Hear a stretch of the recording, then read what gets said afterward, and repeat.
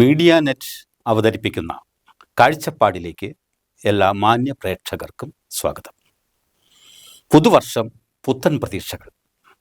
പുതിയ ലോകം എത്ര വേഗത്തിലാണ് സഞ്ചരിക്കുന്നത്. കഴിഞ്ഞ കാലങ്ങളെ മുഴുവൻ ഒറ്റ രാത്രി കൊണ്ട് ഇല്ലാതാക്കി പുതുവർഷം പുലർന്നിരിക്കുകയാണ്. പുതിയ മനുഷ്യൻ എങ്ങനെയാണ് ഇതിനോട് പ്രതികരിക്കുന്നത്, സംവദിക്കുന്നത്? ഇന്നത്തെ ചർച്ച ഇതുമായി ബന്ധപ്പെട്ട്. ഇന്നിപ്പോൾ കാഴ്ചപ്പാടിൽ സംസാരിക്കുവാൻ എത്തിയിരിക്കുന്നത് ഫാദർ മർക്കോസ് ചിറ്റേമാരി. അദ്ദേഹം മച്ചിപ്ലാവ് അസിസി പള്ളിയിലെ ബഹുമാനപ്പെട്ട വികാരിയും കൂടിയാണ്. സ്വാഗതം അച്ഛ. സ്വാഗതം അച്ഛോ, പുതിയ വർഷം സമാഗതമായി 2026. പുതുവർഷം, പുത്തൻ പ്രതീക്ഷകൾ. ഇതാണ് നമ്മൾ ഇന്ന് ചർച്ച ചെയ്യുന്ന വിഷയം. വളരെ വേഗത്തിൽ ലോകക്രമം, കാലം, നമ്മുടെ ജീവിതം എല്ലാം മാറി പറയുന്ന ഒരു ഘട്ടത്തിലൂടെയാണ് നമ്മൾ കടന്നു പോകുന്നത്. പുതിയ കാലം നമുക്ക് നൽകുന്നത് ആധുനികതയുടെ ഒപ്പം തന്നെ വേഗത്തിൻ്റെ, പുതിയ വിജ്ഞാനത്തിൻ്റെ, വിസ്ഫോടനങ്ങളുടെ ഒക്കെ ഒരു കാലമാണ്. ഈ കാലത്തെ ജീവിതത്തെക്കുറിച്ച് എന്താണ് അച്ഛൻ ആമുഖമായി പറയാനുള്ളത്? ഈ കാലം പഴയ കാലത്തേക്കാൾ മോശമാണ് എന്നുള്ളൊരു അഭിപ്രായം എനിക്കില്ല. മനുഷ്യൻ വളർന്നുകൊണ്ടിരിക്കുകയാണ്. ഇതുവരെയും ഉണ്ടായിരുന്ന ഒരു പരിണാമം അത് മനുഷ്യൻ്റെ ശരീരത്തിലും ജീവശാസ്ത്രപരമൊക്കെ ആയിട്ടായിരുന്നു. അങ്ങനെയാണെങ്കിലും ഇന്ന് ഇപ്പോഴും മനുഷ്യൻ്റെ പരിണാമം മനുഷ്യന് പുറത്തേക്കുള്ള ഒരു പരിണാമമാണ്. കൂടുതൽ യന്ത്രങ്ങളിൽ അറിവ് സമ്പാദിച്ചു വയ്ക്കുക, അത് നമ്മുടെ ഭാഗമായിട്ട് ഉപയോഗിക്കുക. അതായത് യന്ത്രങ്ങൾ നമ്മുടെ അവയവങ്ങൾ പോലെ ആയിത്തീരുന്നു. അങ്ങനെ ആയിത്തീരുമ്പോൾ സംഭവിക്കുന്നത്, നമ്മൾ ഇത്ര നാളുമൊക്കെ കൊണ്ടുകിടന്നിട്ടുള്ള അല്ലെങ്കിൽ വളർത്തിക്കൊണ്ടുവന്ന പല കഴിവുകൾക്കും മാറ്റങ്ങളുണ്ടാകാം, അല്ലെങ്കിൽ അത് കുറവുണ്ടാകാം. അങ്ങനെയാണെങ്കിലും പുറത്തേക്ക് മനുഷ്യൻ വളരുന്നത് മാനവികതയ്ക്ക് നല്ലതായിട്ടാണ് പലപ്പോഴും തോന്നുന്നത്. എന്ന് വെച്ചാൽ ഇത്രയും കാലം ഉണ്ടായിരുന്നതിനേക്കാളും നമ്മൾ വളർന്നുകൊണ്ടിരിക്കുമ്പോൾ കുറച്ചുകൂടി നമുക്ക് മാനവികതയെ കൂടുതൽ ആഗോളതലത്തിലേക്ക് കൊണ്ടുവരാൻ പറ്റുന്ന തരത്തിൽ നമുക്ക് സാങ്കേതികതയുണ്ട്. ഒരു നന്മ ഒരിടത്തുണ്ടായിരുന്നത് അറിയപ്പെടാതെ പോയിക്കൊണ്ടിരുന്നത് ഇപ്പോൾ എല്ലാവരും വളരെ പെട്ടെന്ന് അറിയുന്നത് പോലെയായി. തിന്മയുടെ കാര്യത്തിൽ അങ്ങനെ തന്നെ സംഭവിക്കുന്നില്ല? അതെ, തിന്മയുടെ കാര്യത്തിൽ അങ്ങനെ തന്നെ സംഭവിക്കുന്നുണ്ടെങ്കിലും വിവരത്തിൽ മാത്രമല്ല ഞാൻ ഉദ്ദേശിക്കുന്നത്. എന്ന് വെച്ചാൽ ഒരു തിന്മയുണ്ടായി, ആ തിന്മ വളരെ പെട്ടെന്ന് അറിയുന്നു. പക്ഷെ നന്മ ചെയ്യാനുള്ള സാഹചര്യങ്ങളും അത് ഉപയോഗിക്കുന്നവർക്ക് നന്മ ചെയ്യാനുള്ള സാഹചര്യങ്ങൾ കൂടുതൽ വളർന്നിട്ടുണ്ട്. അതായത് ഒരു നൂറ്റാണ്ട് മുന്നേ നമുക്ക് ജാതീയതയുടെ വലിയ പ്രശ്നം ഇവിടെ ഉണ്ടായിരുന്നു. എല്ലാവരും ജാതിയുടെ പേരിൽ വർഗീകരിക്കപ്പെട്ടിരുന്നു. ഈ കാലഘട്ടത്തിൽ ജാതീയതയുടെ പേരിലുള്ള വർഗീകരണം ഇല്ല. അറിവിൻ്റെ പേരിലും സാങ്കേതികതയുടെ പേരിലും ഒരു വർഗീകരണമുണ്ട്. ഈ വർഗീകരണം സാങ്കേതിക സ്വന്തമാക്കുന്നതിലൂടെ നമുക്ക് മറികടക്കാൻ പറ്റുന്നുണ്ട്. അതങ്ങനെ നോക്കുമ്പോൾ ഒരു വാട്ടർ ടൈറ്റ് വർഗീയതയല്ല. അതുകൊണ്ട് കൂടുതൽ നന്മയിലേക്കുള്ള സാധ്യതകളാണ് തിന്മയിലേക്കുള്ള സാധ്യതകളെക്കാൾ കൂടുതൽ. മനുഷ്യൻ്റെ ഉള്ളിൽ തിന്മയുള്ള കാലത്തോളം തിന്മയുണ്ട്. പക്ഷേ നന്മ ചെയ്യാനുള്ള മനുഷ്യൻ്റെ മനസ്സും കൂടുതലാവുന്നുണ്ട്. അതോടൊപ്പം തന്നെ നന്മയിലേക്ക് വളരാനുള്ള സാങ്കേതികതയുണ്ട്. കഴിഞ്ഞ നൂറ്റാണ്ടിൽ ഒരു 2 ലോകമഹായുദ്ധങ്ങൾ കഴിഞ്ഞു. അതോടുകൂടെ ലോകമഹായുദ്ധങ്ങളുടെ പ്രതിസന്ധികൾ എന്താണെന്ന് മനുഷ്യർക്ക് മനസ്സിലായി. അതിനുശേഷം പിന്നീട് ലോകമഹായുദ്ധങ്ങൾ ഉണ്ടായിട്ടില്ല. മനുഷ്യൻ്റെ ഉള്ളിൽ തിന്മയുള്ളത് കൊണ്ട് ആ തിന്മ പക്ഷേ എന്തുമാത്രം ഭീകരമാകുന്നു എന്ന് കഴിഞ്ഞ നൂറ്റാണ്ട് നമ്മളെ പഠിപ്പിച്ചു തന്നതുകൊണ്ട് ആ ഭീകരതയിലേക്ക് ഇപ്പോൾ പോകാൻ ആർക്കും താല്പര്യമില്ല. അത് ഞാൻ പറഞ്ഞത്, കഴിഞ്ഞ കാലങ്ങളെക്കാൾ കൂടുതൽ നന്മ മനുഷ്യൻ്റെ ഉള്ളിൽ അനുഭവങ്ങളിൽ നിന്ന് നന്മയെ പറ്റിയുള്ള ചിന്തകൾ ഉണ്ടാകുന്നു. അതോടൊപ്പം തന്നെ ഈ നന്മ വ്യാപിപ്പിക്കാനുള്ള സാധ്യതകളും കിട്ടുന്നുണ്ട്. അച്ഛൻ സൂചിപ്പിക്കുന്നത് ഈ ചരിത്രത്തിൽ നിന്ന് മനുഷ്യനൊന്നും പഠിക്കുന്നില്ല എന്ന് പൊതുവേ ഒരു ആരോപണം ഉണ്ടല്ലോ. പൊതുവെ ഒരു പ്രസ്താവന നിലനിൽക്കുന്നുണ്ട്. പലപ്പോഴും ചില സമയത്ത് നമുക്കത് ശരിയാണെന്ന് തോന്നുമെങ്കിലും അച്ഛൻ ഈ പറഞ്ഞത് വെച്ച് നോക്കുമ്പോൾ ചരിത്രത്തിൽ നിന്ന് മനുഷ്യൻ ചിലതൊക്കെ പഠിക്കുന്നുണ്ട് അല്ലേ? തീർച്ചയായിട്ടും ചരിത്രത്തിൽ നിന്ന് മനുഷ്യർ ഒരുപാട് പഠിക്കുന്നുണ്ട്.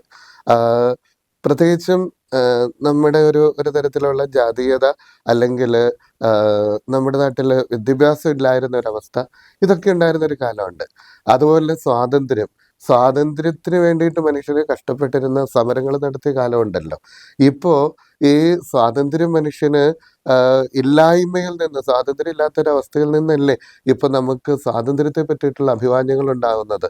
അതുപോലെ സ്ത്രീ സ്വാതന്ത്ര്യം, സ്ത്രീ സമത്വം, കുട്ടികളുടെ നേരെയുള്ള അനുകമ്പ, ഈ കാര്യങ്ങൾക്കൊക്കെ ഒരു പക്ഷേ ഒരു 20-25 വർഷങ്ങൾക്ക് മുൻപേ ഉള്ളതിനേക്കാളും എന്തുമാത്രം നമ്മൾ മുന്നോട്ട് പോയിട്ടുണ്ട്. ഇപ്പം അച്ഛൻ സൂചിപ്പിച്ച ഈ അസ്വാതന്ത്ര്യത്തിൽ നിന്നാണ് യഥാർത്ഥത്തിൽ സ്വാതന്ത്ര്യത്തിന്റെ ഒരു മഹത്വമൊക്കെ ആളുകൾ മനസ്സിലാക്കുന്നതെന്ന് സൂചിപ്പിച്ചത്. ഉണ്ട്.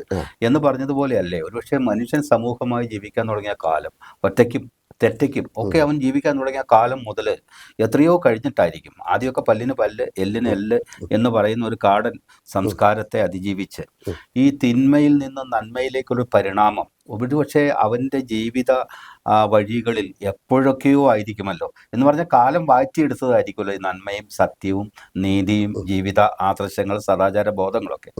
അപ്പോൾ ഈ തിന്മയെ മറികടക്കാനുണ്ടായ ഒരു ഉത്തേജനം ഉണ്ടല്ലോ മനുഷ്യന്. അത് പക്ഷെ ബുദ്ധനിലൂടെ, ക്രിസ്തുവിലൂടെ, ഗാന്ധിജിയിലൂടെ ഒക്കെ കടന്നു വന്ന വഴികൾ. ആ വഴികളിൽ നിന്ന് മനുഷ്യൻ ചിലതൊക്കെ മറന്നു പോകുന്ന ഒരു അവസ്ഥ ഇപ്പോഴില്ലേ? ഉണ്ട് എന്ന് തന്നെ പറയാം. പക്ഷെ എങ്കിലും പൊതുവെ നമ്മൾ നോക്കുമ്പോൾ ധാർമ്മികതയിൽ വലിയൊരു വ്യത്യാസം, ഒരു വളർച്ചയുണ്ട്. ഉദാഹരണത്തിന് ഞാൻ അല്പം ബൈബിൾ കൂടി ചേർത്ത് പറയുകയാണെങ്കിൽ, പഴയ നിയമത്തിന് മുൻപേ ഉള്ള ഒരു കാലഘട്ടം, അതൊരു ഗോത്ര കാലഘട്ടമായിരുന്നു, അബ്രാഹത്തിന്റെ കാലഘട്ടം. ഈ കാലഘട്ടത്തിൽ ഒരു ഗോത്രത്തിലുള്ള ഒരാളെ ആക്രമിച്ചാൽ ആ ഗോത്രത്തെ മുഴുവനായിട്ടും തിരിച്ചാക്രമിക്കുക എന്നുള്ളതായിരുന്നു അന്നത്തെ ഒരു നീതി, സംസ്കൃതിയുടെ ഭാഗം. അതായത് ഒരു ഗോത്രത്തിലുള്ള ഒരാളെ ആക്രമിച്ചാൽ ആ ഗോത്രത്തിലുള്ള മുഴുവൻ ആളുകളെയും മുടിക്കുക. അതിനുശേഷം പഴയ നിയമത്തിൽ വരുമ്പോൾ അത് മാറി. എന്നിട്ട് പല്ലിന് പകരം പല്ല്, കണ്ണിന് പകരം കണ്ണ്, പൊള്ളലിന് പകരം പൊള്ളല്, കൈക്ക് പകരം എന്താണോ അത് എന്നുള്ള ഒരു ധാരണയിലേക്ക് പഴയ നിയമങ്ങളിലൊക്കെ വായിക്കുമ്പോൾ ദൈവം പോലും പ്രതികാരദാഹിയാവുന്ന ഒരു ചിത്രീകരണം നമുക്ക് കാണാം. ഉണ്ട്, തീർച്ചയായും. അത് പ്രതികാരദാഹി എന്നുള്ളതല്ല, ഒരു ഗോത്രത്തിലുള്ള ഒരാളെ കൊന്നാൽ ആ ഗോത്രത്തിലുള്ള മുഴുവൻ ആളുകളെയും കൊല്ലുക എന്നുള്ള ധാർമ്മികത നിലനിൽക്കുന്ന സമയത്ത് അതല്ല ശരി. അവിടെ ഒരു അടിസ്ഥാന നീതി, ഈ നീതി എന്ന് പറയുന്നത് കണ്ണിന് പകരം കണ്ണ് മാത്രമേ പാടുള്ളൂ എന്നാണ് അതിന്റെ അർത്ഥം. അതിനുശേഷം പിന്നീട് ക്രിസ്തുവിന്റെ കാലം വരുമ്പോഴേക്കും അതല്ല ചെയ്യേണ്ടത്. നിന്റെ ഒരു ചെകിടത്തടിക്കുന്നവന് മറ്റു ചെകിട് കാണിച്ചു കൊടുക്കുക, നിന്റെ ശത്രുവിനെ കൂടെ സ്നേഹിക്കുക എന്നുള്ള ഒരു ധാർമ്മികതയിലേക്ക് വളരുന്നുണ്ട്. അതൊരു വലിയ വളർച്ചയാണ്. അതെ, സമൂഹത്തിന്റെ വളർച്ച നിസ്സാരമായ അല്ല. അതില് ബൈബിളിന്റെ വാക്കുകൾ തന്നെ ഞാൻ പറഞ്ഞാല്, നിങ്ങൾ എങ്ങനെ കേട്ടിട്ടുണ്ടല്ലോ, എങ്ങനെയാണ് കേട്ടിരിക്കുന്നത്, നിന്നോട് എങ്ങനെ ചെയ്യുന്നു അതുപോലെ നീ മറ്റുള്ളവരോട് ചെയ്യുക. ക്രിസ്തു പറയാം അങ്ങനെയല്ല. പിന്നെയോ, എങ്ങനെ നിന്നോട് ചെയ്യണമെന്ന് നീ ആഗ്രഹിക്കുന്നു അതുപോലെ നീ മറ്റുള്ളവരോട്. അതാണ് ആ വാചകത്തിന്റെ ഏറ്റവും വലിയ ഒരു സവിശേഷത. മറ്റുള്ളവർ നിന്നോട് എങ്ങനെ പെരുമാറണമെന്ന് നീ ആഗ്രഹിക്കുന്നു അതുപോലെ നീ മറ്റുള്ളവരോട്. മറ്റത് നേരത്തെ പറഞ്ഞിരുന്ന അങ്ങനെയല്ല, നിന്നോട് എങ്ങനെ പെരുമാറുന്നുവോ അതുപോലെ നീ മറ്റുള്ളവരോട് ചെയ്യുക. അത് തമ്മിൽ വലിയ വ്യത്യാസമുണ്ട്. അത് വളർന്നു വന്നിട്ടാണ് പിന്നീട് നമ്മൾ കാണുന്ന ഈ കാലഘട്ടത്തിൽ ഏറ്റവും താഴെ കിടക്കുന്നവനോട് നിന്നോട് എങ്ങനെ ചെയ്തു എന്നുള്ളതും അല്ല, നിന്നോട് എങ്ങനെ ചെയ്യണമെന്ന് നീ ആഗ്രഹിക്കുന്നു എന്നുള്ളതും അല്ല, അതിന്റെ അപ്പുറത്തേക്ക് നീ ചെയ്യുക. അങ്ങനെയാണ് മദർ തെരേസ ഉണ്ടാവുന്നത്. അങ്ങനെയാണ് ശരിക്കും ശ്രീനാരായണ ഗുരു ഉണ്ടാവുന്നത്, സഹോദരൻ അയ്യപ്പൻ ഉണ്ടാവുന്നത്, കുമാരനാശൻ ഉണ്ടാവുന്നത്. നമ്മുടെ കഴിഞ്ഞ നൂറ്റാണ്ടിൽ, അതായത് 1925 വരെയൊക്കെ ഉള്ള ഒരു കാലഘട്ടം ഉണ്ടല്ലോ, ഈ കാലഘട്ടങ്ങളിലുണ്ടായ നവോത്ഥാന നായകന്മാര് അവരോട് എങ്ങനെ ചെയ്യണമെന്ന് ആഗ്രഹിക്കുന്നതൊന്നല്ല, ഒരു സമൂഹത്തെ മുഴുവനും എങ്ങനെ കെട്ടിപ്പടുക്കണം എന്നുള്ള ഒരു ചിന്തയിലേക്ക് അവർ വരികയാണ്. രാജ്യങ്ങളിലൊക്കെ ഈ റിനൈൻസൻസ്, നമ്മൾ നവോത്ഥാനം എന്ന് വിളിക്കുന്ന ഈ ഒരു പൊതു സാംസ്കാരിക ബോധത്തിന്റെ വളർച്ച സത്യത്തിൽ മറ്റ് രാജ്യങ്ങളിലൊക്കെ നമ്മളെക്കാൾ നേരത്തെ ഉണ്ടായി. നമുക്കൊരു അല്പം കഴിഞ്ഞിട്ടുണ്ടായി. അത് നമ്മുടെ കിഴക്കിന്റെ ഒരു പ്രത്യേകത. പക്ഷേ ഈ ഒരു റിനൈൻസൻസിന്റെ കാലം, ലോകമെമ്പാടുമുണ്ടായ ഒരു നവോത്ഥാനത്തിന്റെ കാലം, അത് നമ്മുടെ കേരളത്തിലുണ്ടായി ലോകത്തെ മാനവ ബോധത്തെ മൊത്തത്തിൽ പരിഷ്കരിച്ചോ? തീർച്ചയായിട്ടും ഉണ്ട്. അതിന് ഒരു 1789 ഫ്രഞ്ച് വിപ്ലവം ഉണ്ടാകുന്നത്. ഫ്രഞ്ച് വിപ്ലവമാണ് ചരിത്രത്തിലെ നവോത്ഥാനത്തിലെ ഏറ്റവും സുവർണമായിട്ടുള്ള ഒരു ഏടതാണ്. അത് സ്വാതന്ത്ര്യം, സമത്വം, സഹോദര്യം, ഈ 3 കാര്യങ്ങളായിരുന്നു അതിൽ വന്നത്. അതിൽ നിന്ന് പാർലമെന്റ് ഉണ്ടാകുന്നു, ജനാധിപത്യങ്ങൾ ഉണ്ടാകുന്നു. അതിൽ നിന്ന് മനുഷ്യന് 8 മണിക്കൂർ തൊഴിൽ, 8 മണിക്കൂർ വിശ്രമം, 8 മണിക്കൂർ വിനോദം, അങ്ങനെയുള്ള ഒരു ബേസിക് ആയിട്ടുള്ള അടിസ്ഥാന കാഴ്ചപ്പാട് ചരിത്രത്തിൽ എത്ര വലിയൊരു സംഭവമായിരുന്നു അതിൽ. അതെ, കാരണം സാഹോദര്യം എന്ന വാക്ക്, സമത്വം എന്ന വാക്ക്, ഒപ്പം തന്നെ സ്വാതന്ത്ര്യം എന്ന വാക്കുകളൊക്കെ മനുഷ്യന്റെ ഹൃദയത്തിലേക്ക് വന്നിടിച്ചു നിന്ന ഒരു കാലമാണ്. അവിടെ തന്നെ മറ്റൊരു മാറ്റം നമ്മൾ ശ്രദ്ധിക്കേണ്ടത്, സമത്വം ഉണ്ടാകണമെങ്കിൽ സ്വാതന്ത്ര്യം വേണ്ടേ? വേണം വേണം. അല്ലെങ്കിൽ എൻ്റെ സ്വാതന്ത്ര്യം സാറിന്റെ സ്വാതന്ത്ര്യമായിട്ട് കൂട്ടിക്കൊഴിഞ്ഞു പോകാൻ പാടില്ല. വ- അവിടെയാണ് നമുക്ക് സമത്വം ഉള്ളത്. സമത്വത്തിൽ സാഹോദര്യം അല്ലെങ്കിൽ സാഹോദര്യത്തിൽ സമത്വം, ഇതാണ് എനിക്ക് മനസ്സിലാക്കാൻ എളുപ്പം. സമത്വവും സാഹോദര്യവും മാത്രം പോരാ, അവിടെ നമുക്കൊരു സ്വാതന്ത്ര്യവും കൂടെ വേണം. സ്വാതന്ത്ര്യം, സമത്വം, ഇത് രണ്ടും ഉള്ളപ്പോൾ ഇതിൻ്റെ ഇടയിൽ സാഹോദര്യം ഉണ്ടെങ്കിലേ രണ്ടുപേരുടെയും സ്വാതന്ത്ര്യവും സമത്വവും ഒരുപോലെ ഉപയോഗിക്കപ്പെടുകയുള്ളൂ. ചരിത്രത്തിൽ മറ്റൊരു എനിക്ക് ആകാംക്ഷയോടെ ഓർത്തിരിക്കുന്ന ഒരു കാര്യം, 1789 ഞാൻ പറഞ്ഞില്ലേ, അതിനേക്കാളും ഏതാണ്ട് ക്രിസ്തുവിന് മുൻപേയുള്ള അത്രയും കാലം 1870 BC-യിലാണ് ആദ്യത്തെ നിയമസംഹിത ഹമ്മുറാബി കോഡ്, ഹമ്മുറാബിയുടെ നിയമസംഹിത അസീറിയൻ സംസ്കാരത്തിലുണ്ടായത്. അതിൽ നിന്നുള്ള അസീറിയ മാറ്റം അന്നത്തെ വലിയൊരു സംസ്കാരത്തിന്റെ ഏറ്റവും ഭാഗമാണ്. വലിയ പിന്നെ സംസ്കാരമായിരുന്നു. തീർച്ചയായിട്ടും അവിടെ ആളുകളെ സാധാരണക്കാരെന്നും അടിമകളെന്നും മാന്യന്മാരെന്നും പറഞ്ഞ് നോബിൾസ്, കോമൺസ് ആൻഡ് സ്ലേവ്സ്, ഇങ്ങനെ 3 തരത്തിൽ വിഭജിക്കപ്പെട്ടിരുന്നു. അവിടെ ഏതെങ്കിലും ഒരു നോബിളിന്റെ നോബിൾ ചെയ്യുന്ന കുറ്റത്തിന് നോബിളിനെ അല്ല, അല്ലെങ്കിൽ ഉയർന്ന ജാതിക്കാരനെ അല്ല ശിക്ഷിക്കേണ്ടത്, അയാളുടെ അടിമയെ ശിക്ഷിക്കണം എന്നുള്ളൊരു നിയമം ഉണ്ടായിരുന്നു. ഏതാണ്ടൊക്കെ കുറച്ച് ഒരു നൂറ്റാണ്ട് മുമ്പ് അത്തരം കാര്യങ്ങൾ ഇവിടെ നമുക്ക് ഇവിടെ ഉണ്ടായിരുന്നു വരേണ്യ വിഭാഗം അങ്ങനെ ഉണ്ടായിരുന്നു. കണ്ടിരുന്നത്. അതിൽ നിന്നാണ് ഈ പറഞ്ഞ റെനൈൻസൻസിന്റെ കാലഘട്ടത്തിലേക്ക് കുറേശ്ശെയായിട്ട് വരുന്നത്. അതിന് മതങ്ങൾ വലിയൊരു പങ്ക് വഹിച്ചിട്ടുണ്ട്. അതുപോലെ അതിന് അന്ന് ജീവിച്ചിരുന്നതായിട്ടുള്ള തത്വജ്ഞാനികൾ അതിന് വേണ്ട ഒരു പങ്ക് വഹിച്ചിട്ടുണ്ട്. അതിനുശേഷം ഈ 1789 ഫ്രഞ്ച് വിപ്ലവം കഴിയുന്നതോടുകൂടെ പ്രത്യേകിച്ചും യൂറോപ്യന്മാരുടെ ലോകം കീഴടക്കലിന്റെ ഒരു കാലഘട്ടമുണ്ട്. ഈ കാലഘട്ടത്തിൽ അവര് ഫ്രഞ്ച് വിപ്ലവത്തിന്റെ മൂല്യങ്ങൾ ലോകത്തിന് മുഴുവൻ എത്തിച്ചു, നമ്മുടെ നാട്ടിലും എത്തിച്ചു. അവരിട്ട ഒരു അടിത്തറയുണ്ട്. അതായത് ഇവിടെ പോർച്ചുഗീസുകാരിട്ട ഒരു അടിത്തറ. അതായത് ആദ്യമായിട്ട് ഇന്ത്യയിൽ ജാതീയതയ്ക്കെതിരെ ഒരു എഴുത്ത് വരുന്നത്, സംസാരം വരുന്നത് എന്നാണെന്നോ 1599 ഉദയംപേരൂർ സൂനോദോസിലാണ്. അതും അതിൽ എവിടെയാണ് സംഭവിക്കുന്നത്? ഇവിടെയാണ്, കേരളത്തിലാണ് സംഭവിക്കുന്നത്. കൃത്യമായിട്ട് എഴുതി വെച്ചിട്ടുണ്ട്, തണ്ണിവരെന്നോ നല്ലവരെന്നോ 2 വിഭാഗം ഇല്ല. അങ്ങനെ പറയുന്നവരെ സഭയിൽ നിന്ന് പുറത്താക്കണം. ഇനിയും താഴ്ന്ന ജാതിക്കാരൻ വെള്ളമെടുത്തു എന്നുള്ള പേരിൽ കിണർ തേകണം എന്ന് പറയുന്നവരുടെ മുകളിൽ മഹറോൻ ശിക്ഷ നടപ്പാക്കണം എന്ന് പറയുന്ന ആദ്യത്തെ ഒരു ചിന്ത ഉദയംപേരൂർ സൂനോദോസിലാണ് വരുന്നത് 1599. അതിനുശേഷം വന്ന പോർച്ചുഗീസുകാർക്ക് ശേഷം വന്ന ബ്രിട്ടീഷുകാരുടെ കാലമുണ്ടല്ലോ. ഈ ബ്രിട്ടീഷുകാരുടെ കാലഘട്ടത്ത് ആണ് ബ്രിട്ടീഷ് മിഷണറിമാര്, CSI സഭാ വിഭാഗങ്ങള്, LMS London missionary society, BMS, ഇങ്ങനെയുള്ള ആംഗ്ലിക്കൻ മിഷണറി സൊസൈറ്റികളാണ് ഇവിടെ ആദ്യമായിട്ട് സ്കൂളുകൾ സ്ഥാപിക്കുന്നത്. അത് 1800-കളുടെ ആരംഭത്തിലാണത്. അതിന് അവരിട്ട ഒരു അടിത്തറയുണ്ട്. ഈ അടിത്തറ മുകളിലാണ് നമ്മുടെ സാംസ്കാരിക നായകന്മാര് ശ്രീനാരായണ ഗുരു, സഹോദരൻ അയ്യപ്പൻ, കുമാരനാശൻ, എഴുത്തുകാരെല്ലാവരും കൂടെ അതിന്റെ മുകളിലാണ്. അതിനുശേഷം 20-കളുടെ കാലം വരുമ്പോൾ 1920-കളുടെ കാലത്തില് കമ്മ്യൂണിസ്റ്റ് ഇവിടെ രൂപപ്പെടുന്നുണ്ട്. അത് പല രാഷ്ട്രീയ പാർട്ടികൾ അവരുടെ സാമൂഹിക നവോത്ഥാന നായകന്മാരുടെ മുകളിലാണ് ഇവിടെ ഉണ്ടായ ഭൂപരിഷ്കരണം മുതലായിട്ടുള്ള ദേശീയ പ്രസ്ഥാനം തീർച്ചയായിട്ടും ദേശീയ പ്രസ്ഥാനത്തിന്റെ ഭാഗമായിട്ട് അതിന്റെ അലയടികൾ അതിശക്തമായി കേരളത്തിൽ തീർച്ചയായിട്ടും അതെ, അതിനോട് ചേർന്ന് 24-ലാണ് വൈക്കം സത്യാഗ്രഹം. അതിനുശേഷം 1935-ലാണ് ക്ഷേത്രപ്രവേശന വിപ്ലവം. വൈക്കം സത്യാഗ്രഹത്തിന്റെ അതിൽ തന്നെ തീരുന്നതല്ല, അതിന്റെ തുടർച്ചയായിട്ടാണ് 35-ൽ ക്ഷേത്രപ്രവേശന വിളംബരം വരുന്നത്. അത് ദേശീയ പ്രസ്ഥാനങ്ങളായിട്ട് നല്ല രീതിയിൽ ബന്ധപ്പെട്ടിരിക്കുന്നുണ്ട്. അതായത് റീജന്റായി ഭരിച്ചിരുന്ന സേതു ലക്ഷ്മിഭായിയെ കാണാൻ മഹാത്മാഗാന്ധി വരുമ്പോൾ ലക്ഷ്മിഭായി മഹാത്മാഗാന്ധിയോട് പറയുന്ന ഒരു കാര്യമുണ്ട്, ഇവിടെ തൊട്ടടുത്ത് എന്നേക്കാൾ ആദ്യം നിങ്ങൾ കാണേണ്ട ഒരാളുണ്ട്, അതാണ് ശ്രീനാരായണ ഗുരുവായിരുന്നു. അത് ഇവരെല്ലാവരും കൂടെ അന്നത്തെ ദേശീയ പ്രസ്ഥാനത്തിലുണ്ടായിരുന്നവര് ഇവിടെ ബ്രിട്ടീഷുകാരിട്ട അടിത്തറ മുകളിൽ പണിത, നമ്മുടെ നവോത്ഥായ നായകന്മാര് പണിത, അതിന്റെ മുകളിലേക്ക് ദേശീയ പ്രസ്ഥാനമായിട്ട് ബന്ധപ്പെട്ട രാഷ്ട്രീയ നേതാക്കന്മാരല്ല, രാഷ്ട്രീയ പ്രസ്ഥാനങ്ങൾ പണിത, എല്ലാം കൂടി ചേർന്നിട്ടാണ് 57 ഒക്കെ ആകുന്ന സമയത്ത് നമ്മൾ ഇതുപോലെ വരുന്നത്.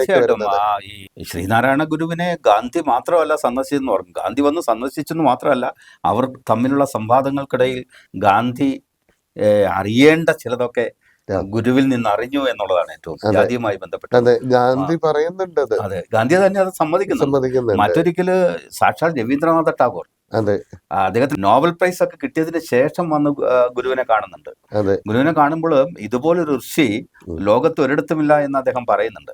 അപ്പം ഞാൻ പറഞ്ഞു വരുന്നത് ഇവരുടെയൊക്കെ ഇപ്പോൾ ഈ ഒരർത്ഥത്തിൽ പരിവർത്തനത്തിന്റെ ചക്രവർത്തിയായിരുന്നല്ലോ ഗുരു. ഗുരു ആയിരുന്നു കേരളത്തെ സംബന്ധിച്ചിടത്തോളം ആയിരുന്നു എന്നാൽ ലോകത്തെ സംബന്ധിച്ചിടത്തോളം അതെ. ആയിരുന്നു അപ്പോൾ അങ്ങനെയൊക്കെയുള്ള മാറ്റങ്ങൾ ഞാൻ അച്ഛനോട് പറയാൻ വന്നത്, നമുക്കിപ്പോൾ ഈ കേരളത്തിലേക്കൊന്നും ലോകത്താകപ്പാടെ വലിയ മാറ്റങ്ങൾ അച്ഛൻ സൂചിപ്പിച്ച പോലെ യാന്ത്രികമായ മാറ്റങ്ങൾ അല്ലെങ്കിൽ അത്തരത്തിലുള്ള വൈജ്ഞാനികമായ മാറ്റങ്ങൾ ഒക്കെ സംഭവിക്കുന്നുണ്ട്. ഈ സംഭവിക്കുമ്പോൾ മനുഷ്യൻ കൂടുതൽ യന്ത്രസമാനായി വൈകാരികത പറ്റി മനുഷ്യനൊരു ഒരു യന്ത്രമായി മാറുന്നുണ്ടോ? സാറ് പറഞ്ഞതിനോട് ഒരു പരിധിവരെ ഞാൻ യോജിക്കുന്നുണ്ട്. എങ്കിൽ പോലും ഇവിടെ സംഭവിച്ചിരിക്കുന്ന കാര്യം യന്ത്രം AI യുഗത്തിലാണ് നമ്മൾ ജീവിക്കുന്നത്. ഈ യന്ത്രങ്ങള് മനുഷ്യന്റെ മാനുഷികതയെ കുറയ്ക്കുകയല്ല ചെയ്തിരിക്കുന്നത്. യന്ത്രങ്ങള് AI പോലെയുള്ള ടൂൾസ് അത് ഉപയോഗിക്കുന്ന മനുഷ്യര് ഒരുപാട് എളുപ്പം ഇതിൽ കണ്ടെത്തുന്നുണ്ട്. എന്ന് പറഞ്ഞാൽ ഉദാഹരണത്തിന് നമ്മളൊരു പോലീസ് സ്റ്റേഷനിൽ കയറി ചെല്ലുന്നെന്ന് വിചാരിക്കുക. ഇന്ന് നമ്മുടെ പോലീസ് സ്റ്റേഷനുകൾ ഒരുപാട് യന്ത്രവൽകൃതം അല്ലെങ്കിൽ AI ആയിട്ടുണ്ടാവില്ല. പക്ഷേ വർഗീകരണം നടക്കുന്നുണ്ട്. AI ഉപയോഗിച്ചുകൊണ്ടുള്ള ഒരു വർഗീകരണമുണ്ട്. അതായത് AI ഉപയോഗിക്കുന്ന സ്ഥാപനങ്ങൾ കൂടുതൽ മാനുഷികത അല്ലാതെ മാറുന്നുണ്ട്. AIയെ മാറ്റിവെച്ചിട്ട് മനുഷ്യന് ചിന്തിക്കാൻ പറ്റുന്നുണ്ട്.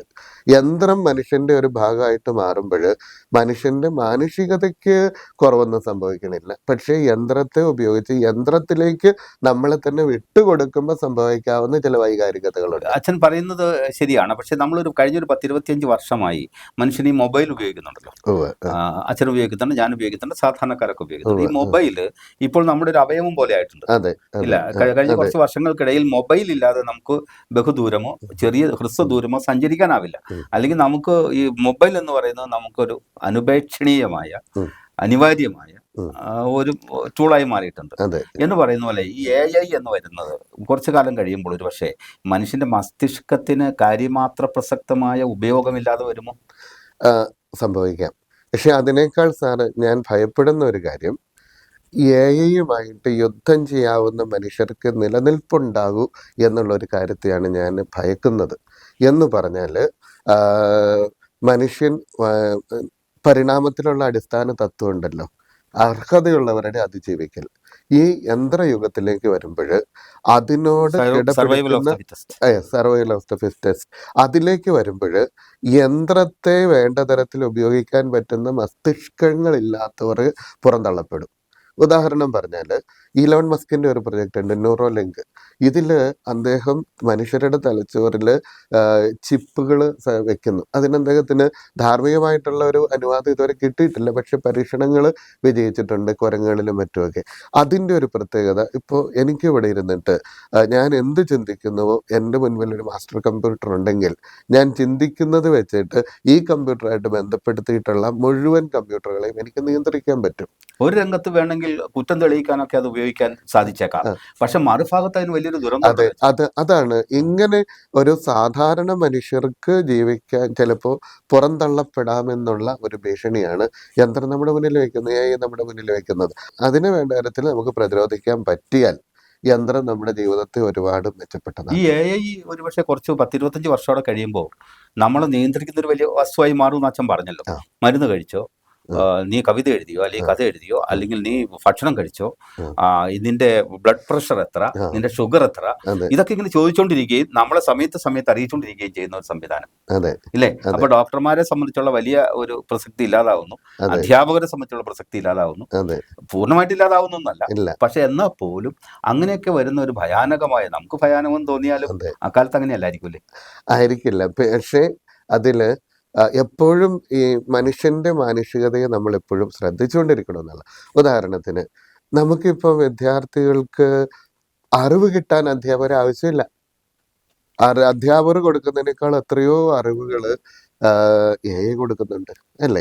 പിന്നെ എന്തിനാണ് അറിവ് പണ്ടത്തെ പോലെ അല്ലല്ലോ. അച്ഛനോ ഞാനോ ഒക്കെ പഠിക്കുന്ന ഒരു കാലത്ത് അറിവ് കിട്ടുന്നത് ക്ലാസ്സിൽ നിന്ന് മാത്രമായിരുന്നു, അത്രേ ഉള്ളൂ, അല്ലെങ്കിൽ പള്ളിയിൽ നിന്ന് കിട്ടുന്ന പ്രസംഗം. അല്ല, ഇപ്പൊ അങ്ങനെയല്ല, എത്രയോ മാധ്യമങ്ങളാണ്. അതെ, നമുക്ക് അങ്ങനെ വരുമ്പോൾ അധ്യാപകൻ എന്തിനാ? വിദ്യാർത്ഥികളെ മൂല്യം പഠിപ്പിക്കാൻ, നന്മ പഠിപ്പിക്കാൻ, മനുഷ്യന്റെ ചൂട് പഠിപ്പിക്കാൻ, എങ്ങനെ കൂട്ടായ്മയിലും മനുഷ്യരുടെ ഇടയിൽ എങ്ങനെ ഇടപെടണം എന്ന് പഠിപ്പിക്കും. അതായത് മനുഷ്യനെ സംസ്കരിച്ചെടുക്കാൻ ഒരു യന്ത്രത്തിനും പറ്റില്ല. മനുഷ്യനെ മനുഷ്യനായിട്ട് ഇടപെടാനും മാനുഷികതയോടെ മനുഷ്യനെ വളർത്താനും ഒരു യന്ത്രത്തിനും പറ്റും. അങ്ങനെ അധ്യാപകന്റെ സ്ഥാനം അറിവ് കൊടുക്കുക എന്നതിനേക്കാളും സംസ്കാരത്തിലേക്ക് കൂടുതൽ പോകും. അതുപോലെ തന്നെ എല്ലാ രംഗത്തിലും AI നമുക്ക് ഉപകാരപ്രദമായിട്ട് വന്നാലും മനുഷ്യനായിട്ട് ജീവിക്കുന്നതിന് മനുഷ്യരെ തന്നെ ട്രെയിൻ ചെയ്യുകയും മനുഷ്യരുടെ ആവശ്യം വരികയും ചെയ്യും. ഈ മലവെള്ളപ്പാച്ചിൽ പോലെ നമ്മുടെ സദാചാര ബോധ്യങ്ങൾ, ഒപ്പം തന്നെ മൂല്യബോധങ്ങൾ ഒക്കെ തകിടം മറിയുന്നു അല്ലെങ്കിൽ ഒഴിച്ചു പോകുന്നു എന്നൊരു ആക്ഷേപം പൊതുവെ കേൾക്കുന്നുണ്ട്. അച്ഛൻ അത്തരം കാര്യങ്ങളോട് പൂർണ്ണമായി യോജിക്കുന്നില്ല? ഇല്ല, ഞാൻ യോജിക്കുന്നില്ല. കാരണം എൻ്റെ അനുഭവത്തിലും അറിവിലും മൂല്യബോധങ്ങൾക്ക് വലിയ നാശനഷ്ടങ്ങളോ വലിയ പരിക്കുകളോ ഇടിവൊന്നും സംഭവിച്ചിട്ടില്ല. കാരണം ഞാൻ കാണുന്ന മനുഷ്യര് ഒരുപാട് നന്മയുള്ള മനുഷ്യരെ ഞാൻ കാണുന്നത്. അതായത് സാറൊന്ന് ചിന്തിക്കുക, ഏറ്റവും കുറച്ച് സ്നേഹിക്കാൻ അറിയാവുന്നവരല്ലേ നമ്മള്. നമുക്ക് സ്നേഹത്തെ പറ്റി ഒരുപാട് പ്രസംഗിക്കാൻ ഞാൻ പ്രസംഗിക്കുന്നുണ്ട്.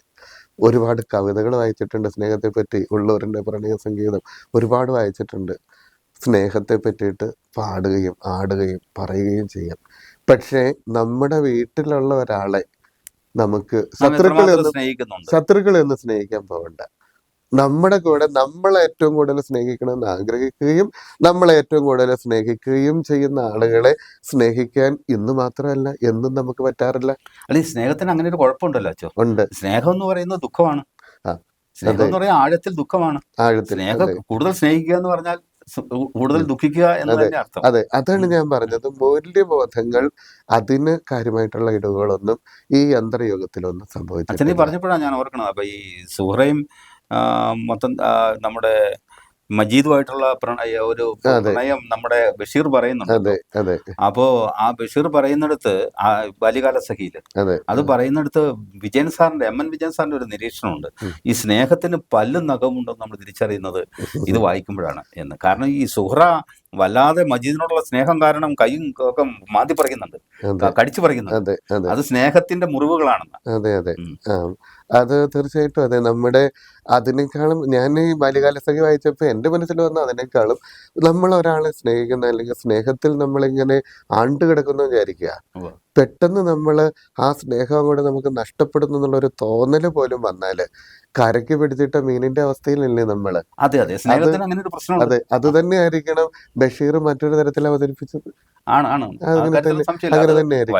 വലിയ ശൈശവ ദിശയിൽ തന്നെ അവരുടെ ബാല്യകാലത്ത് തന്നെ അവരുടെ സ്നേഹം, അതിന് പ്രണയം എന്നൊന്നും പറഞ്ഞുകൂടല്ലോ, ആ സ്നേഹത്തിൽ പോലും അത് സംഭവിക്കുന്നുണ്ട്. പിന്നീടാണ് അതിന് പ്രണയമായി വളരുന്നതൊക്കെ. അപ്പൊ അത് അച്ഛൻ പറഞ്ഞത് ശരിയാണ്. അപ്പൊ ഞാൻ പറഞ്ഞു വരുന്നത്, ഈ അച്ഛൻ ഇതിനിടയിൽ ഒരു പോയിന്റും കൂടി അതും കൂടി നമുക്ക് സ്പഷ്ടീകരിച്ചു പോകേണ്ടതുണ്ട്. അതിന് വേണ്ടിയിട്ടാണ് ഈ സദാചാര ബോധങ്ങൾ. ഇപ്പൊ പ്രത്യേകിച്ച് ഈ സത്യാനന്തര കാലം എന്നൊക്കെ പറഞ്ഞൊരു കാലം, അത് ശരിയാണോ എന്ന് നമുക്കറിയില്ല. ആ വിളി അച്ഛൻ അതിനെ കുറിച്ച് പറയാനുണ്ടാവും.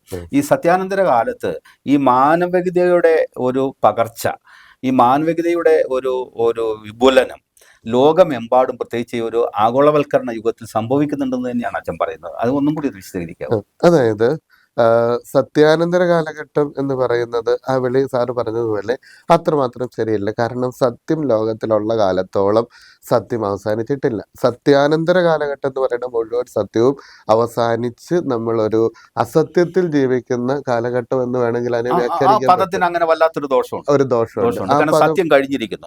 ഇപ്പോൾ നമ്മൾ മറുഭാഗത്ത് സത്യം കഴിഞ്ഞ മറ്റൊരു ലോകത്ത് അസത്യത്തിന്റെ അല്ലെങ്കിൽ സത്യത്തിന്റെ അപ്പുറത്തുള്ള ഒരു മിഥ്യയുടെ മിഥ്യ എന്ന് പറയുന്നതായിരിക്കും. ആ ലോകത്തിലല്ല നമ്മൾ. സത്യം നിലനിൽക്കുന്നുണ്ട്. സത്യം ഉണ്ട് എന്നുള്ള കാര്യത്തിൽ ഞാൻ തന്നെ സത്യമല്ലേ, സാറ് തന്നെ സത്യമല്ലേ, നമ്മൾ വിചരിക്കുന്ന വിശ്വാസങ്ങൾ സത്യമല്ലേ. നമ്മളെ സംബന്ധിച്ചെങ്കിലും നിരീശ്വരവാദിക്ക് വിശ്വാസം സത്യം, ദൈവവിശ്വാസം സത്യം അല്ലെങ്കിലും അയാളുടെ വിശ്വാസം അയാൾക്ക് സത്യമാണ്. അതുകൊണ്ട് സത്യം ഇല്ലാതെ ലോകത്തിന് മുന്നോട്ട് പോകാനായിട്ട് പറ്റില്ല. അച്ഛൻ പറയുമ്പോഴേ ഞാനൊരു വിഷയത്തിൽ നിന്ന് മാറുമല്ല, എന്നാൽ അച്ഛൻ അതുമായിട്ട് ബന്ധപ്പെടുത്തി പറയാൻ കഴിയുമല്ലോ എന്നോർത്താണ്. ഈ കാരമസഭ പ്രദേശത്തിലെ ഈ ദസ്തോവ്സ്കി പറയുന്നുണ്ടല്ലോ, ക്രിസ്തുവും സത്യവും രണ്ടാണെന്ന് എന്നെങ്കിലും തെളിഞ്ഞാൽ ഞാൻ ക്രിസ്തുവിന്റെ പക്ഷത്തെ നിൽക്കൂ, സത്യത്തിന്റെ പക്ഷത്തെ നിൽക്കില്ല എന്ന്. കാരണം ഒരിക്കലും അത് അങ്ങനെ ആവാമെന്നില്ല എന്ന എഴുത്തുകാരൻ അറിയാം. പക്ഷെ എന്നാൽ പോലും ക്രിസ്തുവിനോടുള്ള അദ്ദേഹത്തിന്റെ അദമ്യമായ സ്നേഹത്തെ, അത് ക്രിസ്തുവില് സത്യവും കരുണയും ഒരുമിച്ച് ചേരുന്നോണ്ടാവും. ആയിരിക്കും. അതിരിക്കും. അങ്ങനെയാണ് എൻ്റെ ഒരു ചിന്ത. ഉവ്വ. ഇനി ഈ സത്യാനന്തര കാലഘട്ടത്തിൽ എന്ന് അത് തെറ്റായിട്ടുള്ള ഒരു പ്രയോഗമായിട്ട് എനിക്ക് ഈ കാലഘട്ടത്തിൽ അതൊരു വെറും ആലങ്കാരികമായി നമ്മൾ പറഞ്ഞു. ആലങ്കാരികമായിട്ടുള്ള ഒരു സംസാര. സത്യത്തിന്റെ അപ്പുറത്ത് എന്ത് എന്നുള്ള ഒരു ചോദ്യം നമ്മൾ അതിന് മറുപടി കൊടുക്കേണ്ടി വരില്ലേ അങ്ങനെ വരുമ്പോഴ്? തീർച്ചയായിട്ടും, തീർച്ചയായിട്ടും. സാറ് ചോദിച്ച ആ ചോദ്യം ഒന്നുകൂടി ഒന്ന് സത്യാനന്തര കാലഘട്ടത്തിൽ വിഷയം വിട്ടുപോയത് കൊണ്ട് ഞാൻ അല്ല, അതെ, സത്യാനന്തര കാലഘട്ടത്തിൽ ഞാൻ ചോദിച്ചു ഇതിന് ഒരു സാമൂഹിക വ്യാപനം കിട്ടുന്നു എന്ന് അച്ഛൻ പറഞ്ഞു. ഉവ്വ്. മൊത്തത്തിൽ ആഗോള തലത്തിൽ അതെ ഈ മാനവികതയ്ക്ക് കൂടുതൽ പ്രാധാന്യം കൈവരുന്ന ഒരു സമയമാണെന്നാണ് അച്ഛൻ സൂചിപ്പിച്ചത്. അതെ അതെ അതിനാണ് വിശദീകരിക്കാവുന്നത്. അതെ. സാർ നമുക്കൊന്ന് ചിന്തിച്ചാല് എത്ര 2025 ലോകം മഹായുദ്ധങ്ങളുടെ വക്കിൽ നിന്ന് എത്രയോ പ്രാവശ്യം വഴുതി മാറിപ്പോയി. അത് നിയന്ത്രിക്കാനുള്ള ഒരു സംവിധാനങ്ങൾ മനുഷ്യരുടെ മനസ്സിൽ യുദ്ധം നല്ലതല്ല. റഷ്യ ഉക്രൈൻ യുദ്ധം, യുദ്ധം, ഇന്ത്യ പാകിസ്ഥാൻ യുദ്ധം, പാകിസ്ഥാൻ അഫ്ഗാനിസ്ഥാൻ യുദ്ധം, പാലസ്തീൻ ഇസ്രായേൽ പശ്ചിമേഷ്യൻ യുദ്ധം, പ്രശ്നങ്ങൾ, പ്രശ്നങ്ങൾ പശ്ചിമേഷ്യൻ പലവട്ടം കത്തി പടർന്നു വന്നതാണ്. വന്നതാണ്. ഒരു മനുഷ്യന് കുറേം കൂടിയൊക്കെ ഒരു യുദ്ധത്തിലേക്ക് പോകരുത്, മനുഷ്യൻ നന്നാവണം എന്നുള്ള എല്ലാവർക്കും ലോകാസമസ്ത സുഖിനോ ഭവന്തു അങ്ങനെ ഒരു ചിന്ത, കാഴ്ചപ്പാട് ഈ ആഗോള കാലഘട്ടത്തിൽ കൂടുതൽ വ്യാപിക്കുന്നുണ്ട്. അതുമാത്രമല്ല, പാലസ്തീനയിലൊക്കെ ആണെങ്കിലും യുദ്ധങ്ങൾ കൊടുമ്പിരി കൊള്ളുമ്പോഴും ലോകരാജ്യങ്ങൾ, ഇസ്രായേൽ കേട്ടോ ഇല്ലയോ എന്നുള്ളതല്ല, ലോകരാജ്യങ്ങൾ ഇത് ചെയ്യുന്നത് ശരിയല്ല എന്ന് പറയാനുള്ള ഒരു തൻ്റെടം കാണിച്ചു എന്ന് മാത്രമല്ല, ഇസ്രായേൽ പോലും ഭക്ഷ്യവസ്തുക്കൾ കൊടുക്കുന്നതിന് മറ്റുമൊക്കെ ആയിട്ട് അവിടേക്ക് വാഹനങ്ങൾ തുറന്നുവിടുകയൊക്കെ ചെയ്ത് അതിർത്തി തുറക്കൊക്കെ ചെയ്തിട്ടുണ്ട്. സമ്മർദ്ദങ്ങളുണ്ടായി, ഉണ്ടായി, ലോകത്ത് നിന്ന് സമ്മർദ്ദങ്ങൾ ഉണ്ടായി. മാനവികതയുടെ ഭാഗം, മാനവീയതയുടെ ഭാഗമല്ലേ അതൊരു ഒരു നന്മയുടെ ആഗോളീകരണം കൂടെ നടക്കുന്നുണ്ട് എന്നുള്ളതാണ് എന്റെ കാഴ്ചപ്പാട്. ശിശുക്കൾ കൊല്ലപ്പെടുന്നതും ചിതറിത്തെറിക്കുന്നതിനെതിരെ അതെ ആഗോള വ്യാപകമായി ശക്തമായ പ്രതിഷേധങ്ങൾ, എഴുത്തുകാരുടെ സംഘടന, ഇതൊക്കെ ഉണ്ടാവും. അതുപോലെ ഇറാനില് ഹിജാബ് ധരിക്കുന്നതിന് ഒരു പെൺകുട്ടി കൊല്ലപ്പെട്ടു. ഇസ്രായേലിൽ മാത്രമല്ലല്ലോ, ലോകം മുഴുവനും ഇതിനെതിരായിട്ടുള്ള ഒരു സമ്മർദ്ദവും സംസാരവും ഉണ്ടായില്ലേ. അതായത് ആര് പറഞ്ഞു ഏത് മതമാണ് എന്നുള്ളതല്ല, ഏത് ആശയസംഹിതയാണെന്നുള്ളതല്ല, ഏത് വ്യക്തിയാണെന്നുള്ളതല്ല, മനുഷ്യത്വത്തിനെതിരെ ആര് നിന്നാലും അവർക്കെതിരെ മുഖം നോക്കാതെ സംസാരിക്കാൻ പറ്റുന്ന തരത്തിൽ മനുഷ്യന്റെ ധാർമ്മികതയും മാനുഷിക മൂല്യങ്ങളും വർദ്ധിച്ചിട്ട് തന്നെയുണ്ട്. പക്ഷേ അത് അച്ഛൻ പറയുമ്പോഴും ഈ പ്രകൃതിയും മനുഷ്യനും വല്ലാതെ ബന്ധപ്പെട്ട് കിടക്കുന്നതാണല്ലോ അച്ഛൻ. പ്രകൃതിയും മനുഷ്യനും, പ്രകൃതിയില്ലാതെ മനുഷ്യനില്ല, മനുഷ്യനില്ലാതെ പ്രകൃതി, മനുഷ്യനില്ലാതെ പ്രകൃതി ഉണ്ടാവാം. പക്ഷെ എന്നാൽ പോലും നമുക്ക് പേശലമല്ല ഒരു വസ്തുവും അല്ലെങ്കിൽ പ്രേക്ഷകനില്ലെന്നാൽ എന്ന് അച്ഛൻ ആദ്യം സൂചിപ്പിച്ച കവിതയിൽ ഉള്ളതാണല്ലോ, പ്രേമസംഗീതത്തിൽ. അങ്ങനെയുള്ള ഒരു ഇതെന്ന് വെച്ച് നോക്കിയാൽ ഈ മനുഷ്യനും പ്രകൃതിയും അടുത്ത കാലത്ത് കൂടുതൽ ഏതാണ്ട് ഒരുപോലെ ക്രൂരമാകുന്നു എന്നൊരു തോന്നലുണ്ടോ അച്ഛൻ? മറ്റൊരു തരത്തിൽ ചിന്തിക്കാനാണ് സാർ എനിക്കിഷ്ടം. ഈ സന്തോഷ് കുമാറിന്റെ നാരകങ്ങളുടെ ഉപമ എന്ന് പറയുന്ന ഒരു കഥയിൽ അദ്ദേഹത്തിന്റെ തന്നെ തപോമയുടെ അച്ഛനിലും അത് ആവർത്തിക്കുന്നുണ്ട്. നമ്മൾ ഓരോരുത്തരായിട്ട് നമ്മളെ കാണുമ്പോഴല്ലേ പ്രശ്നം. ഒരു വലിയൊരു ഓട്ടമായിട്ട് നമുക്കിനെ കാണാൻ പറ്റത്തില്ലേ. ഞാൻ ഓടുന്ന, സാർ ഓടുന്ന, ലോകത്തിലുള്ള എല്ലാവരും ഓടുമ്പോൾ ഈ പ്രകൃതിയെ ചൂഷണം ചെയ്യും, പ്രകൃതി നശിപ്പിക്കാൻ നോക്കും. നമ്മളിൽ ആര് ജയിക്കുന്നു എന്നുള്ളതാണ് നമ്മുടെ ചിന്ത. എന്നാൽ മനുഷ്യവംശം മുഴുവനും ഒരോട്ടമാണ് എന്ന് ചിന്തിക്കുക. ഒരാളുടെ കല്ലറയിൽ നിന്ന് ബാറ്റൺ സ്വീകരിച്ച് അടുത്തയാൾ ഓടുന്നു, അയാളുടെ കല്ലറയിൽ നിന്ന് ബാറ്റൺ സ്വീകരിച്ച് അടുത്തയാൾ ഓടുന്നു. വല്ലാത്ത നൈരന്തര്യമാണ്. നൈരന്തര്യം. ആദ്യമായിട്ട് ഭൂമിയിൽ മനുഷ്യനുണ്ടായ ഒരു പക്ഷേ 2 ലക്ഷം വേണ്ട 250 കോടി വർഷങ്ങൾക്ക് മുൻപെയാണ് ജീവനുണ്ടായത്. അന്ന് മുതലുള്ള ഒരു ഓട്ടമല്ലേ ഇത്. ആ 250 കോടി വർഷം മുന്നേ അമീബയിൽ നിന്ന് ഉണ്ടായ ആ ജീവന്റെ തുടുപ്പല്ലേ ഇന്ന് എൻ്റെ ഉള്ളില്, സാറിന്റെ ഉള്ളിൽ, ഈ ലോകത്തിലുള്ള എവിടെയെങ്കിലും, അത് വെജിറ്റേറ്റീവ് ലൈഫ് ആണെങ്കിലും എവിടാണെങ്കിലും ഈ ഒരു ജീവനല്ലേ നിലനിന്ന് പോണത്. ഇതൊരു ഒറ്റ ഓട്ടമായിട്ട് ചിന്തിക്കുമ്പോൾ ഈ പറഞ്ഞ മത്സരബുദ്ധി അവിടെ ഉണ്ടാകില്ല. സാറ് പറഞ്ഞതുപോലെ മനുഷ്യനില്ല എങ്കിലും പ്രകൃതിക്ക് മുന്നോട്ട് പോകാം അല്ലേ, പ്രകൃതി ഇല്ല എങ്കിലും മനുഷ്യന് മുന്നോട്ട് പോകാൻ പറ്റത്തില്ല.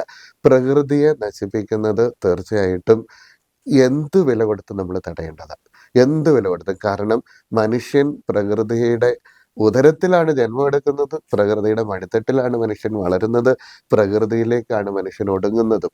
അങ്ങനെ ഈ പ്രകൃതി നമ്മുടെ ഭാഗമാണ് എന്ന് നമുക്ക് ജീവൻ എന്നുള്ള ഒരു ഒറ്റ ആശയത്തിൽ നിന്നിട്ട് ഈ പ്രകൃതി മനുഷ്യന്റെ നമ്മുടെ ഭാഗമാണെന്ന് ചിന്തിക്കാത്തിടത്തോളം കാലം പ്രകൃതി മനുഷ്യരോട് ക്രൂരമായിരിക്കും. ഞാൻ വിചാരിക്കുന്നത് 2019 നമ്മുടെ പ്രളയം ഉണ്ടായത്. 18-ലും 19-ലും 18 പ്രളയം ഉണ്ടായി, 19 വലിയ ഉണക്കം ഉണ്ടായി, അതോടൊപ്പം തന്നെ വെള്ളപ്പൊക്കം ഉണ്ടായി. ഈ 18 പ്രളയത്തില് നമ്മള് എങ്ങനെയൊക്കെയാണോ ആദ്യം പുഴ ഒഴുകിക്കൊണ്ടിരുന്നത്, എവിടെയൊക്കെ തടഞ്ഞു അവിടെയൊക്കെ പുഴ അതിൻ്റെ സ്വാഭാവിക ഗതി തിരിച്ചു പിടിച്ചു. അതായത് പ്രകൃതിയുടെ മുകളിലേക്കുള്ള ഏത് അധിനിവേശവും പ്രകൃതി അത് തിരിച്ചെടുക്കും. അത് തിരിച്ചെടുക്കുമ്പം അത് ക്രൂരമാണെന്ന് നമ്മൾ പറയുന്നതല്ലേ. പ്രകൃതി മനുഷ്യനോട് ക്രൂരത കാണിക്കില്ല. മനുഷ്യനോട് പ്രകൃതി എന്നും പ്രകൃതി വലിയ കൊടുങ്കാറ്റുകൾ, മേഘവിസ്ഫോടനങ്ങൾ, പ്രളയം, മഹാപ്രവാഹങ്ങൾ ഇതൊക്കെ സൂചിപ്പിക്കുന്നുണ്ട്. അതുപോലെ അച്ഛന് തോന്നിയിട്ടുണ്ട് ഈ മനുഷ്യൻ പണ്ടത്തെ അപേക്ഷിച്ച് അച്ഛനെ കൊല്ലുന്നു, അമ്മയെ കൊല്ലുന്നു, പെങ്ങളെ കൊല്ലുന്നു, അല്ലെങ്കിൽ ഏട്ടനെ കൊല്ലുന്നു, വെടിവെച്ച് കൊല്ലുന്നു, കുത്തിക്കൊല്ലുന്നു. ഈ തന്നെയല്ല വളരെ പ്രതികരിച്ചു. റോഡിൽ പോലും തമ്മിൽ വാക്കുതർക്കങ്ങൾക്കിടയിൽ മനുഷ്യൻ കൊല്ലപ്പെടുന്നു. അത് അല്പം തീവ്രമല്ലേ? എന്നും ഉണ്ടായിരുന്ന ഇതിനേക്കാൾ കൂടുതലായിട്ട്. അത് ഇന്നിന്റെ മാത്രം ഒരു പ്രത്യേകതയല്ല, മീഡിയ സജീവമായതുകൊണ്ടായിരിക്കും. തീർച്ചയായിട്ടും. അത് മാത്രമല്ല, ഹിറ്റ്ലർ കൊന്നൊടുക്കിയത് 60 ലക്ഷം ആളുകളെയല്ലേ കുറഞ്ഞത്. അതിനുണ്ട്. സ്റ്റാലിൻ 12 ലക്ഷം ക്രൈസ്തവർ മാത്രം കൊന്നിട്ടുണ്ട്. അതുപോലെ പോൾപോട്ട് കംബോഡിയയിലെ കുട്ടികളെ കൊന്നിട്ട്. ഇതിന് മാത്രമുള്ള ക്രൂരതകൾ. ഇദിയമീൻ, ഇത് ഇത്രയും ഒരു ക്രൂരതകൾ ഇന്ന് ലോകത്തിലുണ്ടോ? അല്ല, അത് വെച്ച് നോക്കുമ്പോൾ ഇല്ല. അതുകൊണ്ടാണ് ഞാൻ പറഞ്ഞത് മനുഷ്യൻ കൂടുതൽ നന്മയുടെ വഴിയിലേക്ക് പോകുന്നു എന്നാണ് എന്റെ ചിന്ത. തീർച്ചയായിട്ടും ഉണ്ട്. കാരണം മനുഷ്യന്റെ ഉള്ളിൽ ഒരു പിശാചുണ്ട്. അതുപോലെ തന്നെ നമുക്ക് സ്വയം വിമർശനം നടത്തിയാൽ കുരിശുയുദ്ധത്തെ കാലത്ത് തീർച്ചയായിട്ടും ഒരു 10 ലക്ഷത്തിലധികം ആളുകളെങ്കിലും കൊല്ലപ്പെട്ടു. അതിനുശേഷം ഇൻക്വിസിഷനിൽ നടന്നിട്ടുണ്ട്. ഏറ്റവും വലിയ ശാസ്ത്രജ്ഞന്മാര് പോലും സഭയുടെ മർദ്ദനങ്ങൾക്ക് ഇരയായിട്ടുണ്ട്. അതിന് പിന്നീട് സഭ പശ്ചാത്തപിച്ചിട്ടുമുണ്ട്, പശ്ചാത്തപിച്ചിട്ടുണ്ട്. അതുപോലെയുള്ള ഒരു ക്രൂരതകളൊന്നും ഇല്ല എന്ന് മാത്രമല്ല, ഉണ്ടാകാനുള്ള സാധ്യതകളും വളരെ കുറവാണ്. ലോകം കൂടുതൽ മാനവികമാകുന്നു എന്നുള്ള പുതിയ കാഴ്ചപ്പാടിലേക്കാണ് ഞാൻ. അങ്ങനെ ഒരു പോസിറ്റീവ് ചിന്തയിൽ ജീവിക്കാനാണ് എനിക്ക് ഇഷ്ടം. അപ്പൊ 2026 കടക്കുമ്പോൾ അച്ഛന്റെ ഈ സന്ദേശം തീർച്ചയായിട്ടും ഗുണപ്രദമായി സംഭവിക്കുന്നത് എനിക്ക് തോന്നിയത്. പക്ഷെ നമ്മുടെ ഈ ഇന്ത്യയിലൊക്കെ പൊതുവെ ഈ വർഗീയമായ നിലപാട്, ഇപ്പൊ രാഷ്ട്രീയക്കാർ കുറെ കൂടി ഈ സത്യസന്ധരാകണമെന്ന് അച്ഛന് തോന്നുന്നുണ്ട്. തീർച്ചയായിട്ടും നമ്മുടെ രാഷ്ട്രീയത്തിൽ സംഭവിച്ചത് ആത്മീയത എന്ന് പറയുന്ന ഉള്ളിലുള്ള സത്യവും വെളിച്ചവും അത് നമ്മൾ തിരിച്ചറിയുക. ആ തിരിച്ചറിയുമ്പോൾ വീണ്ടും പ്രവൃത്തികളിലൂടെ മാനവിക മൂല്യങ്ങൾ നമ്മളെ രൂപപ്പെടും. ആ വെളിച്ചം ഏതു മതത്തിലാണെങ്കിലും അങ്ങനെ തന്നെ. ഉള്ളിലൊരു സത്യമുണ്ട്. യേശു പറഞ്ഞു, ഞാൻ സത്യമാണ്. അതുപോലെ യേശു പറഞ്ഞില്ല, ഞാൻ ലോകത്തിന്റെ വെളിച്ചമാണ്, എന്നെ അനുഗമിക്കുന്നവൻ അന്ധകാരത്തിൽ നടക്കുന്നില്ല. ബുദ്ധൻ ഇത് കണ്ടെത്തിയത് കാലങ്ങൾ പോയി തപസ്സിരുന്നു. നമ്മൾ ആ വാക്ക് ഉപയോഗിക്കുന്നത് എൻലൈറ്റൻമെന്റ് എന്നല്ലേ, പ്രകാശം. അതിനൊരു മലയാള വാക്ക് ഉണ്ടെന്ന് എനിക്ക് തോന്നണില്ല. ശ്രീബുദ്ധന്റെ ബൗദ്ധിക രീതിയിലൊക്കെ നമ്മൾ അതിനെപ്പറ്റി സംസാരിക്കുന്ന വാക്കുകളൊക്കെ പ്രകാശം കണ്ടെത്തി എന്ന് നമ്മൾ പറയുന്നത്. കണ്ടെത്തിയൊന്നുമല്ല, എൻലൈറ്റൻ എന്ന് വെച്ചാൽ കത്തിക്കുകയാ ചെയ്തത്. എൻലൈറ്റൻമെന്റ് കത്തിക്കൽ പ്രക്രിയ. ഇതൊന്നും കത്തിയിട്ടില്ല, കത്തിച്ച ഒരു പ്രക്രിയ. ഇങ്ങനെ അത് കഴിയുമ്പോൾ ഈ വെളിച്ചം കണ്ടെത്തുമ്പോൾ എല്ലാവരും ചെയ്യുന്നത് എങ്ങോട്ടാ? പുറത്തേക്ക് ഇറങ്ങുമല്ലേ. ഗുരുവിന്റെ കാര്യം പറഞ്ഞതുപോലെ അദ്വൈതത്തിൽ നിന്ന് അനുകമ്പയിലേക്ക്, മാനുഷികതയിലേക്ക്, സാഹോദര്യങ്ങളിലേക്ക്. അതായത് ജാതിഭേദം, മതദ്വേഷം ഏതുമില്ലാതെ സർവരും സോദരത്തെ തന്നെ വാഴുന്ന മാതൃകാസ്ഥാനമാണ് അത് പറയുന്നത്. അതുപോലെ അദ്ദേഹം പറയുന്ന ഒരു വാക്കുണ്ടല്ലോ, ജയിക്കാനും വാദിക്കാനും ജയിക്കാനും അല്ല, അറിയാനും അറിയിക്കാനുമാണ്. ഇതൊക്കെ വെളിച്ചം കിട്ടിയ മനുഷ്യരുടെ പ്രത്യേകതയാണ്. ഞാൻ ഓർക്കുന്നത് സുഭാഷ് ചന്ദ്രൻ അദ്ദേഹത്തിന്റെ മനുഷ്യന്റെ ആമുഖം എഴുതിയതിനു ശേഷം കേന്ദ്ര സാഹിത്യ അക്കാദമി അവാർഡ് മേടിക്കുന്ന സമയത്ത് നടത്തിയൊരു പ്രസംഗം. അതിൽ അദ്ദേഹം പറയുന്ന ഒരു കാര്യം, ഞാൻ ഈ പുസ്തകം എഴുതിയത് വെളിച്ചവും ഉയരവുമുള്ള ആളുകളുടെ എണ്ണം കുറയുന്നു എന്ന് തോന്നിയതിനാലാണ് എന്ന് അദ്ദേഹം പറയുന്നുണ്ട്. 4 തലമുറയ്ക്ക് മുന്നേ ഉണ്ടായിരുന്ന മഹാ നേതാക്കന്മാരുടെ അവരുടെ പൊക്കവും വെളിച്ചവും കുറഞ്ഞു വരുന്നു ഈ കാലഘട്ടത്തിൽ നിന്ന് അദ്ദേഹത്തിന് ഇത് എഴുതിയ സമയത്ത് തോന്നിയിട്ടുണ്ടെന്നുള്ളത് സത്യമാണ്. വലിയൊരു വാചകമാണത്. വലിയൊരു തന്നെയല്ല, പഴയകാലത്തെ പ്രതാപങ്ങളുള്ള അല്ലെങ്കിൽ പഴയകാലത്തെ ആദർശ ശുദ്ധിയുള്ള ആ. മഹത്വമുള്ള ആളുകളുടെ എണ്ണം കുറയുന്നു. ആളുകളുടെ എണ്ണം കുറയുന്നുണ്ട്. അതാണ് അദ്ദേഹം പറയുന്നത്. അപ്പോൾ അങ്ങനെ നോക്കുമ്പോൾ നമുക്ക് ഉള്ളിലുള്ള വെളിച്ചം കണ്ടെത്തി ആ വെളിച്ചത്തിൽ നയിക്കപ്പെടുക. അങ്ങനെയുള്ളവരാണ് രാഷ്ട്രീയ രംഗത്ത് വരേണ്ടത്. ഇതാണ് ആത്മീയത. ഈ ആത്മീയതയെ കേവലം വോട്ടിന് വേണ്ടിയിട്ട് മാറ്റുന്നു എന്നുള്ളത് ഇന്ത്യയുടെ ഇന്നത്തെ ഒരു വിപത്താണ്. ഏതെങ്കിലും ഒരു രാഷ്ട്രീയ പാർട്ടി അല്ല, എല്ലാ പാർട്ടികളും നോക്കുക, അവിടെ ഒന്നാം സ്ഥാനത്ത് വരുന്നത് ഈ മതവർഗീയതയാണ്. ഈ മനുഷ്യന്റെ ഈ സ്വത്വ താല്പര്യങ്ങളെ ഈ രാഷ്ട്രീയത്തിന് വേണ്ടി ഇങ്ങനെ ഉപയോഗപ്പെടുത്തുന്ന ഒരു ഭീതിതമായ പരിസരം നമ്മളെ ചൂഴ്ന്നു നിൽക്കുന്നു എന്ന് അച്ഛൻ തോന്നിയിട്ടുണ്ട്? ഉണ്ട്, തീർച്ചയായിട്ടും ഉണ്ട്. അത് ഏറ്റവും എളുപ്പം മനുഷ്യനെ ഒരുമിച്ച് കൂട്ടാനുള്ള വഴി ദൈവം ആണ്. ഏറ്റവും പ്രാധാന്യം കൈവരുന്നതിന് മനുഷ്യനിപ്പോ എന്റെ അച്ഛൻ ക്രിസ്ത്യാനി ആയതുകൊണ്ട് ഞാൻ ക്രിസ്ത്യാനിയായി എന്നതിന് അപ്പുറത്ത് ഇതിനെന്ത് പ്രാധാന്യം? മതം എല്ലാ കാലത്തും കൊടുക്കുന്ന ഒരു സ്വാധീനമുണ്ട്. അതിനൊരു കാരണം ഒരുപക്ഷെ നമുക്ക് നൽകപ്പെട്ടതാണ് മതം. മതമില്ലാത്ത ഒരു സംഘടനയിൽ മനുഷ്യന്റെ നിയമങ്ങളാണ് അവിടുത്തെ ആപ്തവാക്യങ്ങൾ. മതമുള്ള ഒരു സംഘടനയിൽ അവിടുത്തേത് ദൈവം കൽപ്പിക്കുന്നു എന്നുള്ളതാണ്. നല്ലതാണ് ദൈവം കൽപ്പിക്കുന്നത്, പക്ഷേ അതിനെ വളച്ചൊടിച്ചും സ്വാർത്ഥതയ്ക്കും, ഈ സമൂഹത്തിന്റെ തന്നെയാകാം, സ്വാർത്ഥതയ്ക്ക് വേണ്ടിയിട്ട് ഇങ്ങനെ ഒരുമിച്ച് ചേർത്ത് ആ ഒരു ശക്തി ഒരു മതത്തിന്റെ ഉള്ളിൽ രൂപപ്പെടും. ഇതിനെ വളരെ വിദഗ്ധമായിട്ട് രാഷ്ട്രീയക്കാർ ഉപയോഗിക്കും. ഇങ്ങനെ ഉപയോഗിക്കുന്നത് നമ്മുടെ ഭാരതത്തിന്റെ മാത്രമല്ല കേരളത്തിന്റെയും വലിയൊരു വിപത്ത് തന്നെയാണത്. സമയം അവസാനിക്കുന്നതുകൊണ്ടാണ്, പറയാൻ ധാരാളം അച്ഛനുണ്ട് എന്നെനിക്കറിയാം. വലിയ ഒഴുക്ക്, വെള്ളത്തിൻ്റെ ഒഴുക്ക് പോലെ തന്നെയാണ്, നദിയിലെ ഒഴുക്ക് പോലെ അച്ഛൻ സംസാരിക്കുകയാണ്. അത് നമുക്ക് വീണ്ടും ആവാം. കാരണം ഇതിൻ്റെ സമയത്തിന് അവസാനമായി ഈ പുതുവർഷം അച്ഛന് നൽകുന്ന പ്രതീക്ഷകൾ, പുതിയ തലമുറയ്ക്ക് അച്ഛൻ്റെ സന്ദേശം. ഈ പുതുവർഷം എല്ലാ പുതുവർഷത്തേക്കാൾ വ്യത്യാസമാണ് എന്ന് ഞാൻ ചിന്തിക്കുന്നുണ്ട്. അതിന് കാരണം നമ്മൾ ഓരോ ദിവസം ചെല്ലുന്തോറും നമ്മൾ അപ്ഡേറ്റ് ചെയ്യാതെ നമുക്ക് ജീവിക്കാൻ വയ്യാത്ത ഒരു അവസ്ഥയിലേക്കുണ്ട്.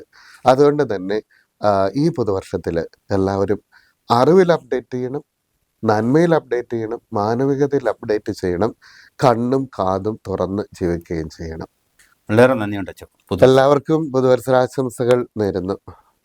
തീർച്ചയായിട്ടും സന്തോഷമുണ്ട് മീഡിയ നെറ്റിൽ എത്തുകയും ഈ പുതുവർഷവും പുത്തൻ പ്രതീക്ഷകളുമായി ബന്ധപ്പെട്ട് ഒട്ടേറെ കാര്യങ്ങൾ, വളരെ സാംസ്കാരികമായ, ദാർശനികമായ, വിദ്യാഭ്യാസപരമായ, ആത്മീയമായ കാര്യങ്ങൾ ഒക്കെ പങ്കുവച്ചതിനും നന്ദിയുണ്ട് അച്ഛാ. ചർച്ച അവസാനിക്കുമ്പോൾ മനുഷ്യരുടെ പൊതുബോധത്തിലുള്ള കാര്യങ്ങളിൽ നിന്ന് വിപരീത ദിശയിലാണ് ചർച്ചയിൽ പങ്കെടുത്ത അച്ഛൻ സംസാരിക്കുന്നത്.